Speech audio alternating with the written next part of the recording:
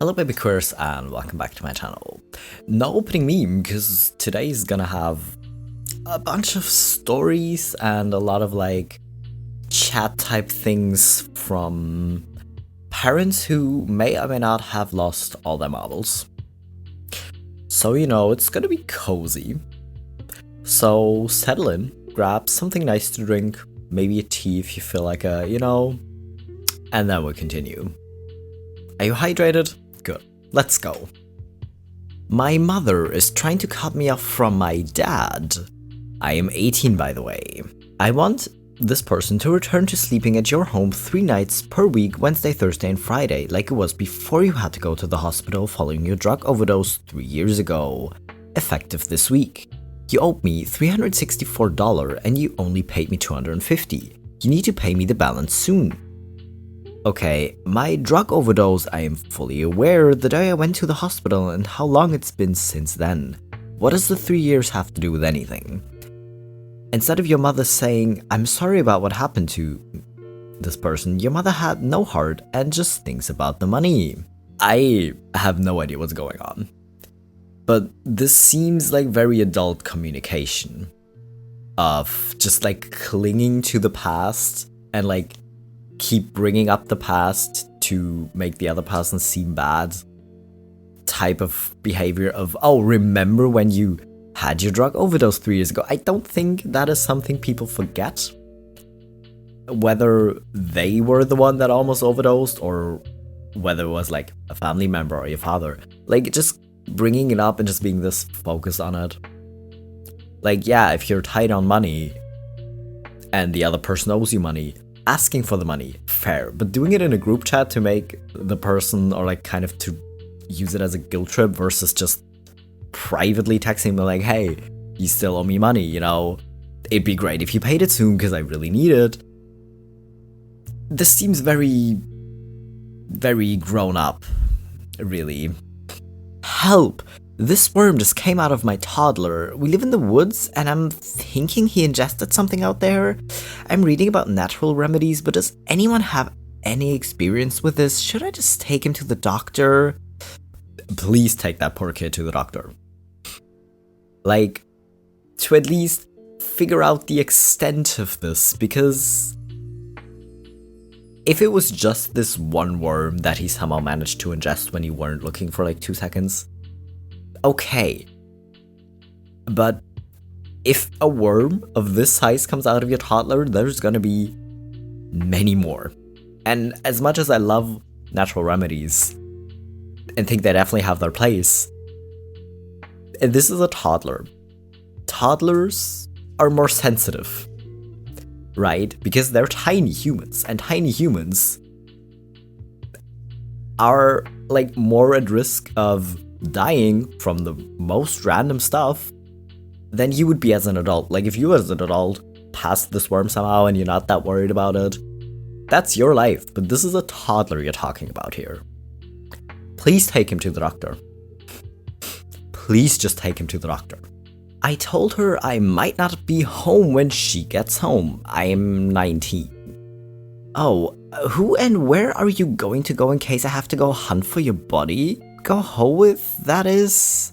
Leave your location on so GPA can guide me to you. I should have had you get me an iPhone, huh? When I break this one, missed audio call. Or you could just ignore me. Your child is 19. Even if they're underage, being this weird of, oh, leave your location on so I can go hunt for your body in case you go missing.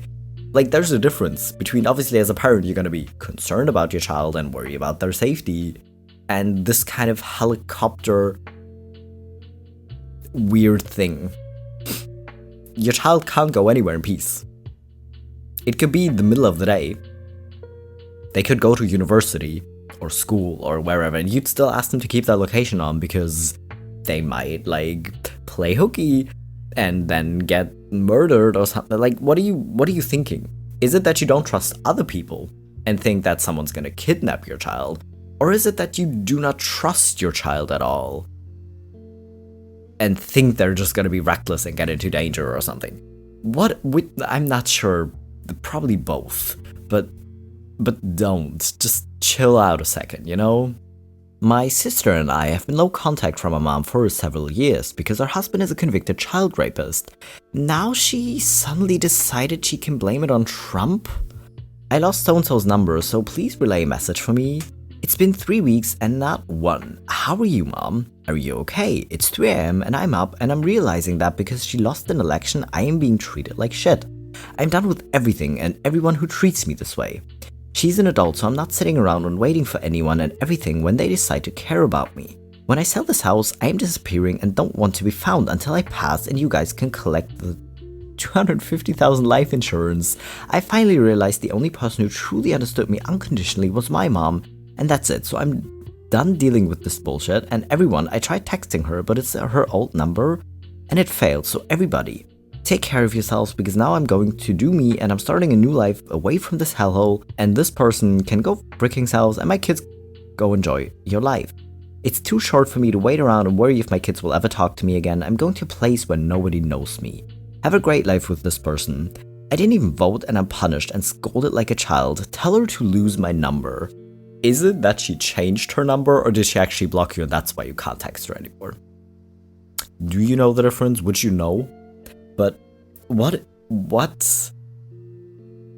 is this text block? I mean, first of all, if you're that done with your children, you know you can like write them out of your life insurance, right? You can choose which person gets that. First of all, if you want to be this petty about them not texting you, like if you want to cut off contact completely, you get to do that too, you know? It's not just your children who get to be like, well, you were a shitty parent and I don't want to deal with you anymore. But I can't even tell where this person is coming from because there's a lot of text. But apparently you and your sibling have been low contact with your mom for a while, and now she wants to complain that it's been like over 3 weeks. I would be so confused. Like, I don't text or call my dad that often. We don't visit each other that often. He's never actually been to my apartment, luckily. But he doesn't pull stuff like this, at least, which makes me really glad, of just being like, oh, you haven't called, because he always just says, well, if I don't hear anything from you, I'm just guessing that's a good thing, because that just means you don't have car troubles, you don't have like other issues you need help with. Like, I'm just gonna assume you're fine, right?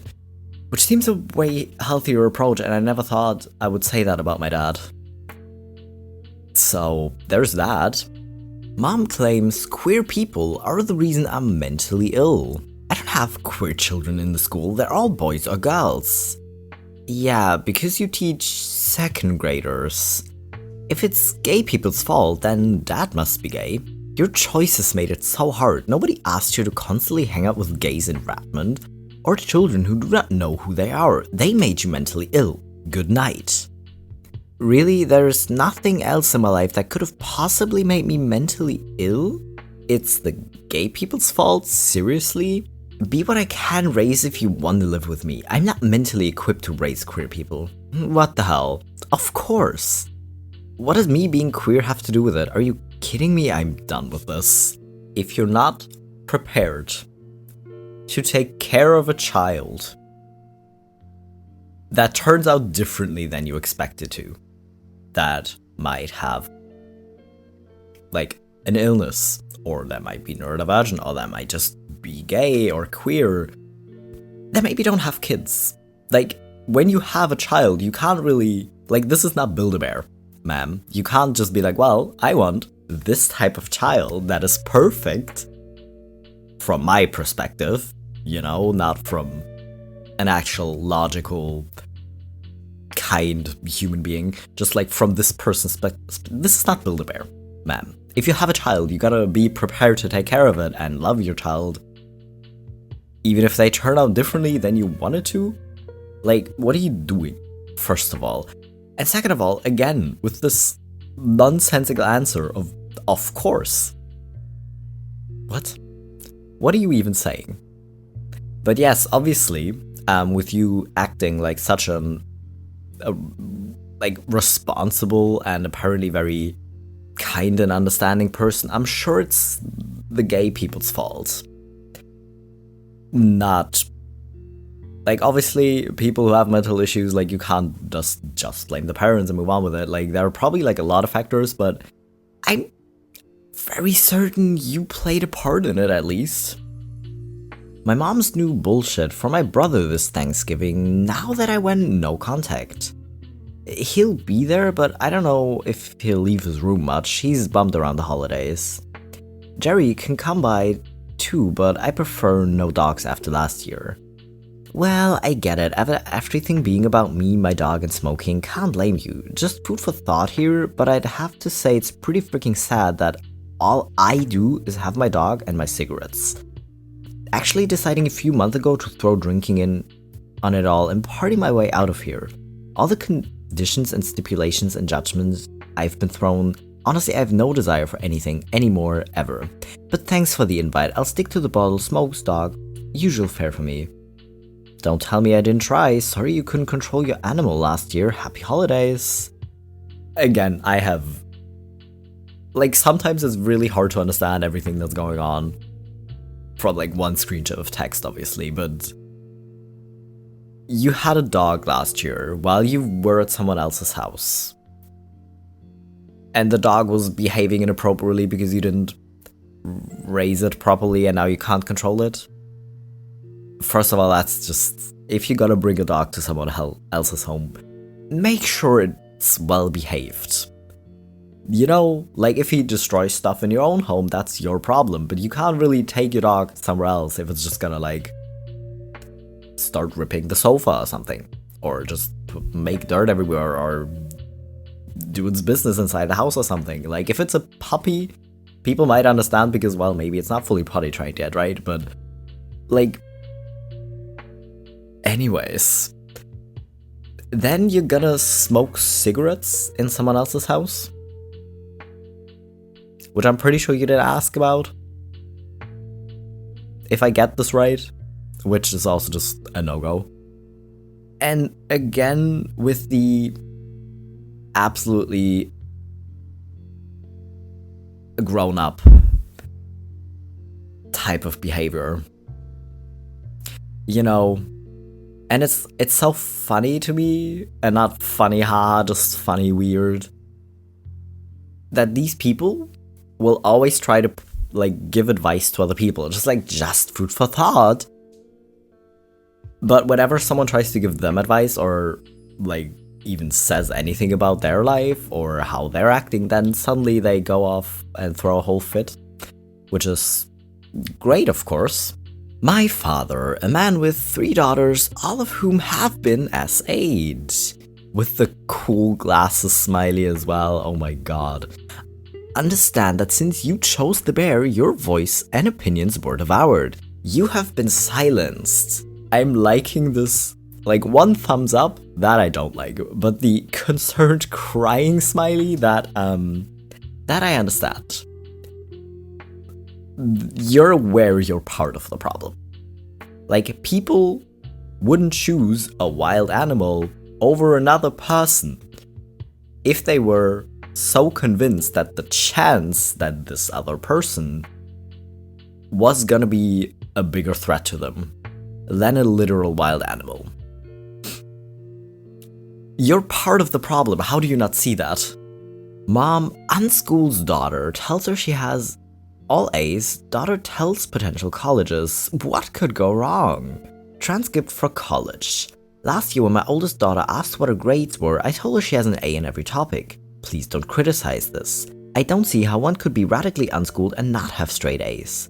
The point of this is that through some common application for college she has already been admitted to 17 colleges based upon her 4.0 GPA. While she still is not sure that she wants to go to college, apparently this has incited a real interest in college. She hasn't even picked some college that she would like to attend. These colleges require a transcript. My daughter wanted to take a couple of co-op and online classes that gave her grades. She did get A's in those like most unschooled kids. She only asked to take the classes because she was interested in them. These courses are a really small part of her education though. What do I write for the rest of her transcript? So, you just straight up lie to your kid. When she discovers the reality, she'll be bitterly devastated and may lose any trust she had in you. She's not set up to enter the real world, and she's about to find that out. Like, that's the thing. Like, I mean, A, it's wild to me that in the US you can literally just homeschool your child without seemingly any qualification. Like, if you actually have qualifications and if you actually are capable of homeschooling your child and you want to do that, okay, cool. But kind of unschooling your child, just like, how are they gonna live their life? That's what I don't understand. Like, you as a parent, don't you want your child to have like a good chance at living a normal life, or living the life that your child chooses and being able to achieve anything they want to? This does not seem to be helpful in that way at all. This does not seem like it's setting up your child to have as easy of a life as they can, really. So I really don't understand why you would do this. My response to an email from my dad, a psychologist, about how prayer cures anxiety. Seriously? Do you also send prayer cards to people telling them that it'll cure their cancer as well? So if I just say the right number of Hail Marys, I get cured of my clinically diagnosed generalized anxiety disorder? Well, gee, I'll just stop taking my medications right now. I'm sure any panic attacks I have are actually just stigmata, right? This is pretty ironic coming from you. I didn't see prayer curing your knee. A doctor and a scalpel did that, so science is good for thee, but not for me? Seems like a lot of that is going around these days. Don't send me BS about curing anything. 1, you preaching to me about religion is very hypocritical of you right now. 2, unless it's written by a doctor in an academic and peer-reviewed journal, it is not a cure, it's snake oil. And 3, it's making a mockery of my symptoms. Just because you can't see it on an x-ray doesn't mean it doesn't exist, and isn't just as serious as any other medical diagnosis. So unless you also think praying will help a diabetic's body suddenly produce its own insulin and open the bronchi of an asthmatic struggling to breathe, this is offensive and insulting to me. I'm deeply hurt and offended that my father, supposedly a licensed psychologist, would send me something like this. Thanks for upsetting me and ruining my week. That's the thing, like, from the outside, it'd be easy to say, oh, just don't take him serious. Because it's always different when it's your own parents. Like, even if you have parents that aren't apparently this borderline problematic, really, they're always like more upsetting to you personally than they would be to someone else. Like, say you go visit your parents, your partner's parents with them, like your in-laws. They might be like really upset about things they say because there's just so much history there. So it'd be easy for me to sit and be like, well, just ignore him, you know, don't take it serious. Like, how are you gonna take like that, something like that serious? That's obviously BS what he's telling you, right? But obviously I understand. Like, my dad wouldn't do stuff like this, but I kind of get it, because as much as my dad isn't a licensed psychologist, which I'm beginning to doubt your dad is either. Like, how are you as a psychologist just gonna stand there and be like, you just need to pray. That'll make all your problems go away, you know? Like, that's obviously not something you would expect an actual psychologist to say, but, you know, anyways. I kind of get it, like, my dad had the same thing. Like, he even questioned allergies as being real. He was so confused by it because he's like, well, we never had allergies, but more of a kind of a boomer thing than it's not real at all. But mental health issues and older generations are oftentimes very funny. And again, just funny weird, not funny haha, because they just kind of seem to think that, oh, you just need to go outside, you just need to like think about it more positively, or you just need to pray about it. And while prayer, for some people, helps, using that as the whole treatment plan or as a cure is obviously BS, and I'm really glad you told him in a lot of words. I hope he actually read it, and I hope he takes it to heart, but I'm kind of having a feeling he won't, but I'm proud of you for at least trying. Mom, send a message. Empoweringparents.com. Kid won't get bad, stop morning madness now. When your child thinks like a victim, he will begin to feel and act like a victim. Read more about stopping victim mentality. If left unchanged, the victim mentality can eventually impact your child's ability to have healthy relationships and to adequately function as an adult. It is vital that your child learns new skills in order to manage responsibility in the real world. To start the process, it is helpful to look at the behaviors that lead to the victim mentality. Okay, you sound like that crazy uncle. I expect you to read these articles and the parent comments. Whatever is going on has to stop. Stop reaching for reasons to avoid the elephant in the room. Look at your day, you know it's bull. You're the most intelligent, mature young lady I know that I have ever known. You're using your intelligence for ill purpose and not bending the day to your will and being defiant about it. What is going on is not okay and you know it. Your crazy uncle was trying to change you into an Eve type. I know you're a Lilith type. I just want you on a livable schedule for obvious reasons you're already well aware.